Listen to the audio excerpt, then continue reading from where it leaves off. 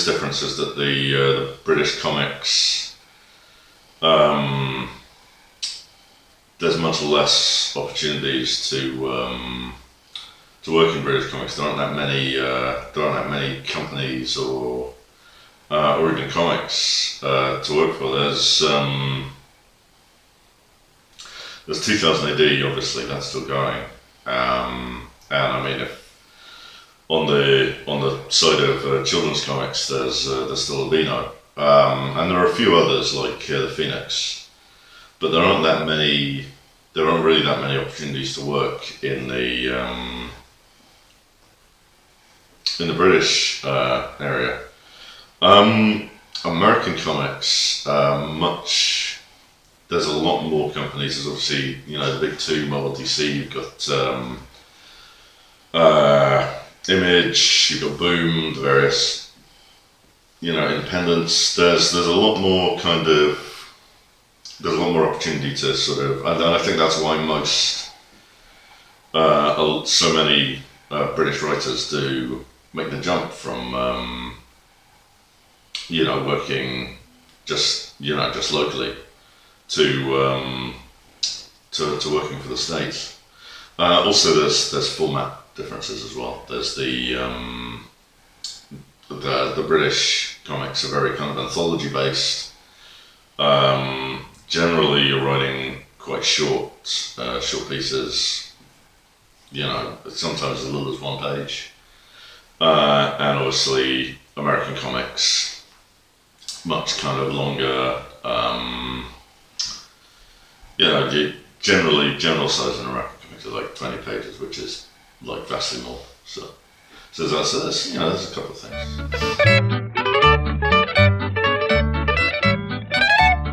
Yeah, there was definitely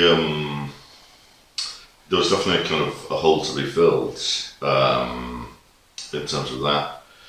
I think it is mostly coincidence. I wasn't thinking of kind of creating a type of Fantastic Four type book. I think it is just like the Ultimates was very much a team of kind of scientists exploring interesting places and doing some interesting things. And also it kind of dealt strongly with characters like Galactus, who is traditionally very much connected to the Fantastic Four. But I think mostly it's just because there was no Fantastic Four around to do those stories. I think a lot of readers sort of looked at places where those stories were happening and kind of drew the parallel.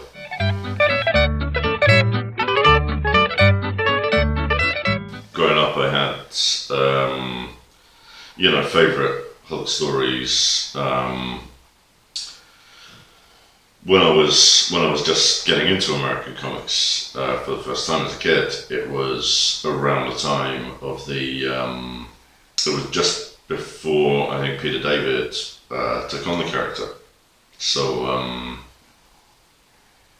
got to I got sort of a front row seat for those years. Also, I think there was an element of I did a lot of research and kind of reading old Hulk stories and sort of reading through the character's history as a way to kind of, I guess, connect with the character and sort of work out, what made him tick. And quite often when I did that research, it'd give me ideas for stories. Or I'd come across things and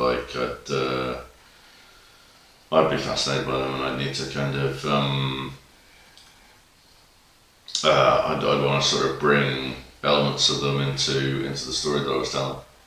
There's a lot of those old Hulk comics, that have come before in the run.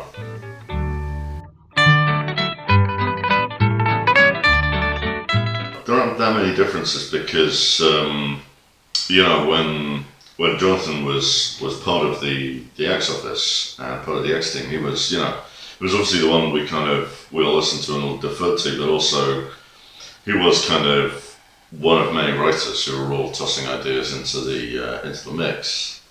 And there's still that thing where we're each of us bringing ideas into the mix and kind of running them past each other and seeing if they work.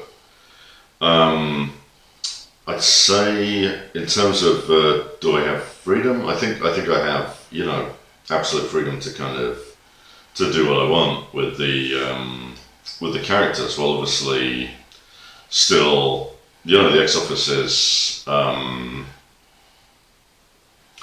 it's not like other books where I could just go off on my own. There's a sort of team aspect. We're all of us. We're all telling our own stories, but we're also telling one big story. And so, we talk to each other, we run things past each other, we kind of say, hey, does it create any problems for everyone if I do this? And then, somebody says, actually, that would... It's very rare that anybody's like, that would cause me a problem. But in those rare cases, we'll talk to each other and we'll work out what helps us both.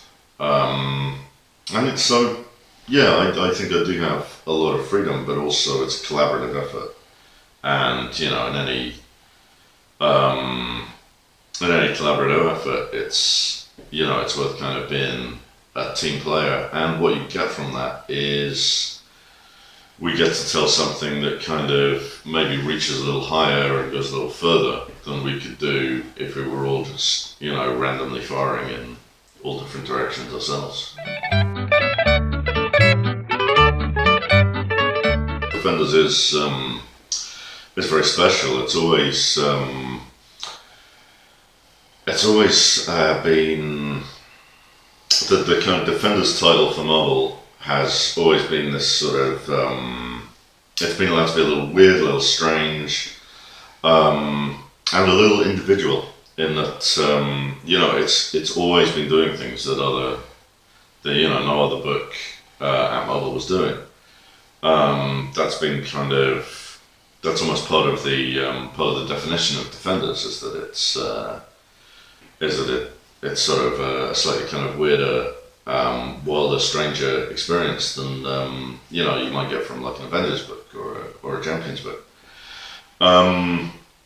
I think in terms of these two series, what the first one was very much kind of approached with that in mind, and then when we heard that we had a second one, it was like we'd sort of established, a pattern. We'd kind of established what these series did. We had to put together. They were about sort of exploring places and kind of mapping places and sort of taking this team on a journey somewhere. And I think in this case, the reason the team is so different is essentially it's because Doctor Strange was dead, so we couldn't keep using him. And with that in mind, we sort of thought, well, should we just have a total shake-up? And rather than have with the first team, we had sort of Defenders from like a whole bunch of different eras of Defenders. This time, maybe we should have characters who've never been on a Defenders team before, kind of thrown together. And some of them we just included because maybe I wanted to draw them, and it's like that's a good enough reason for me. And then it's like as you put it together, as you plot it, you kind of realise that actually these characters are like the perfect characters to have for this particular story, and you start to see how they all fit in. So that's a lot of fun.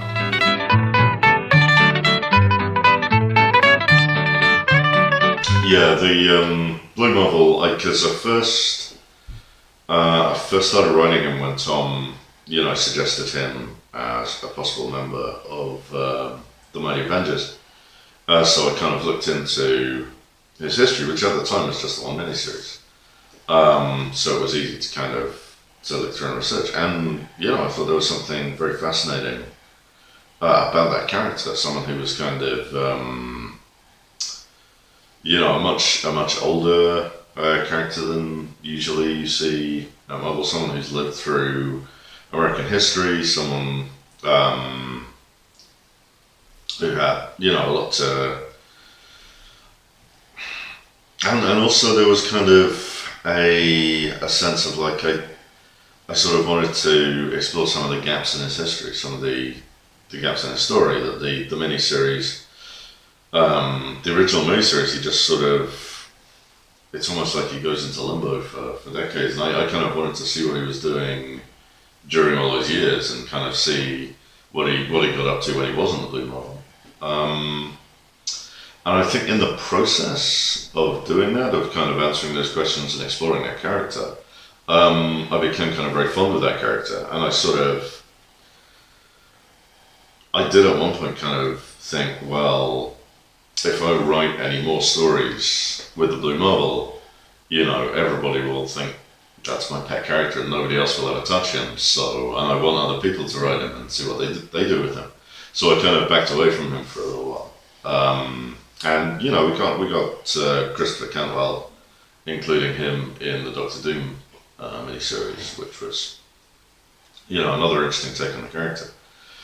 But then for Defenders, I just thought, who'd be good Blue Marvel? Let's bring him back. I think he does make a great kind of this great Doctor Strange figure, kind of coming at it from another direction.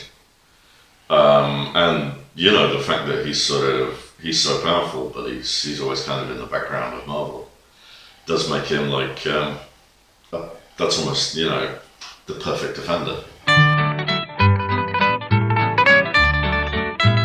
It's been a positive experience, and I enjoyed kind of creating something that sort of with Simone that I thought kind of stood on its own and sort of told its own story with a beginning and a middle and an end. I think I'm definitely going to try to do more with Boom, but also I want to kind of work with some other independent companies, if I can get that together, and maybe team up with some other artists to do that. That's definitely going to be a big part of the future, I think. I'm not doing anything for Substack myself. I am. Jonathan Hickman basically invited me to build a small piece of his world, and I thought that was a fun project. So I I joined together with a few other people who I know, like Ram V did a little piece, Tini Howard put together some systems for it. But basically, that was, I kind of treated that not so much as working for Substack as working for Jonathan Hickman directly, and his company, as it were. And that was a lot of fun. And since then,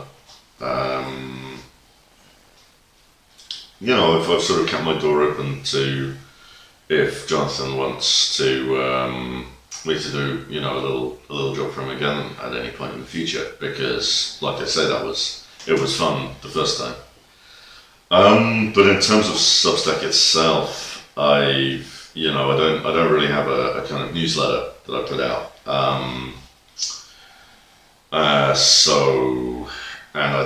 The idea of kind of putting stuff out through that medium, I guess I'm kind of waiting and seeing how it pans out for other people before I put my own toes in that water. And they haven't approached me, so.